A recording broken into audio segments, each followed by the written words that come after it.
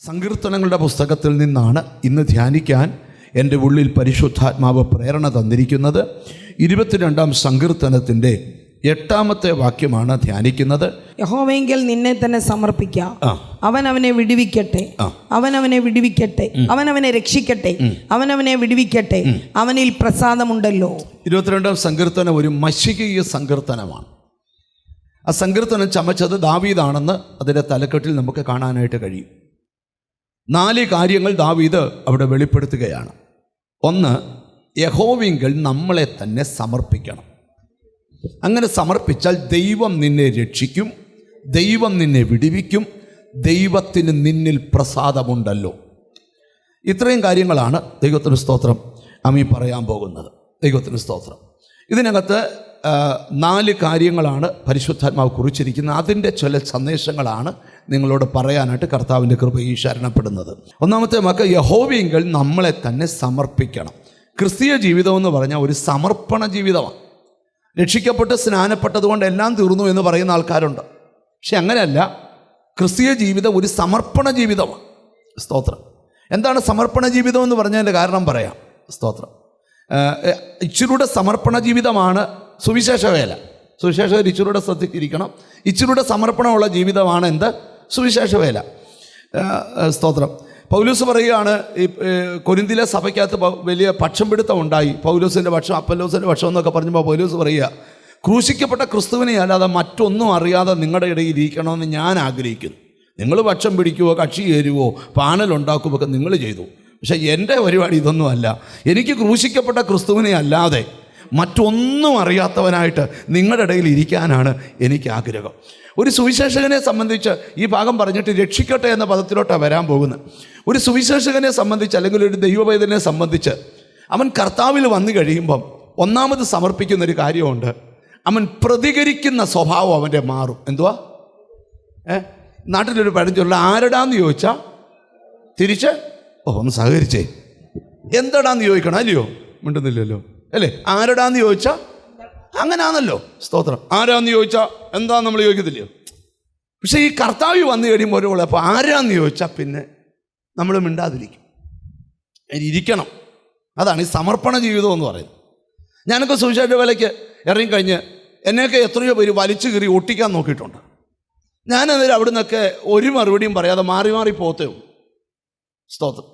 എത്രയോ പേരെന്നെ വിമർശിക്കുകയും സുവിശേഷം തല്ലിയിട്ടുണ്ട്. ഫോണിൽ കൂടെ വിളിച്ച് സ്ഥിരമായിട്ട് ചീത്ത വിളിക്കാറുണ്ട്.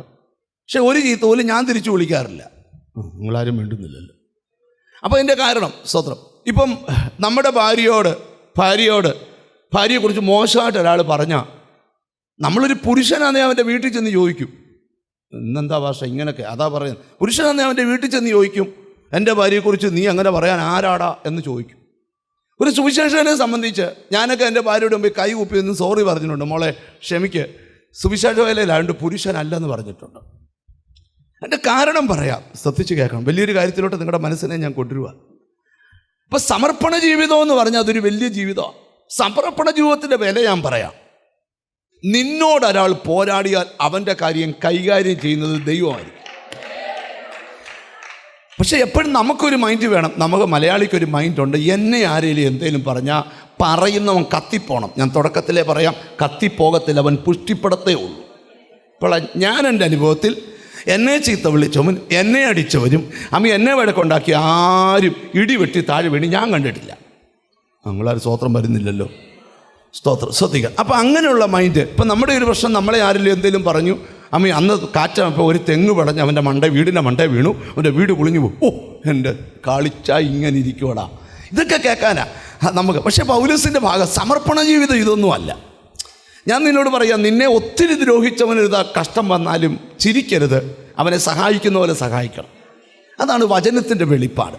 സമർപ്പണ ജീവിതം എന്ന് പറഞ്ഞാൽ നിങ്ങൾ ശ്രദ്ധിക്കണം. പൗലോസ് റോമർക്ക് ലേഖനം എഴുതുമ്പോൾ പറയും, അതുകൊണ്ട് സഹോദരന്മാരെ, ഞാൻ ദൈവത്തിൻ്റെ മനസ്സിൽ ഓർപ്പിച്ച് നിങ്ങളെ പ്രബോധിപ്പിക്കുന്നത്, നിങ്ങൾ ബുദ്ധിയുള്ള ആരാധകരായി നിങ്ങളുടെ ശരീരങ്ങളെ ജീവനും വിശുദ്ധിയും ദൈവത്തിന് പ്രസാദമുള്ള യാഗമായിട്ട് എന്ത് ചെയ്യണം? സമർപ്പിക്കണം. ഞാൻ സുവിശേഷ വേലയ്ക്ക് ഇറങ്ങിയപ്പം മുതിർന്ന പാസ്റ്റർമാർ എനിക്ക് ഒത്തിരി നിർദ്ദേശങ്ങൾ തന്നിട്ടുണ്ട്. സ്തോത്രം. ഞാൻ അപ്പോഴും ഇപ്പോഴും ഒരു കാര്യം പറയാം.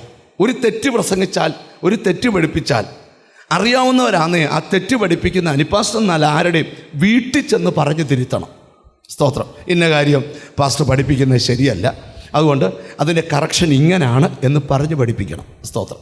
അങ്ങനെയാണ് ഒരാളെ രക്ഷിക്കാനായിട്ട് ഒരാൾ ആഗ്രഹിക്കുന്നെങ്കിൽ. ഞാൻ ഒരാൾ തെറ്റ് കാണിച്ചാൽ ഞാൻ അയാളോട് പറയും. സ്തോത്രം. ഒരു ദിവസം നമ്മുടെ ചർച്ചിലൊരു ഒരു ഹസ്ബൻഡും വൈഫും അവരോട് ഒരു മോളും കൂടെ വരുമായിരുന്നു. സ്തോത്രം. ആ മോൾ ആദ്യമൊന്നും വലിയ കുഴപ്പമില്ലായിരുന്നു. പിന്നെ അവളങ്ങ് ഫാഷൻ എന്ന് പറഞ്ഞാൽ നമുക്ക് സഹിക്കാൻ പറ്റാത്ത ഫാഷൻ പരേഡായി. അപ്പോൾ ഞാൻ ചിരിച്ചുകൊണ്ട് അവരുടെ അടുക്ക ചെന്ന് പേരൻസിനോട് പറഞ്ഞു, ഞാൻ മോള് കുറച്ചൊക്കെ ഡ്രസ്സ് ധരിക്കുന്നതിനൊന്നും ഞാൻ എതിരല്ല, പക്ഷേ മോളെ കുറച്ച് സൂക്ഷിച്ചോണം. എന്നാ പാസ്റ്റർ വല്ലതും വെളിപ്പാട് കണ്ടോ? പിന്നെ ഈ വെളിപ്പാട് വേണ്ടാലോ, ഇത് കണ്ടാലേ അറിയുമല്ലോ പോവാമെന്ന്. സ്തോത്രം.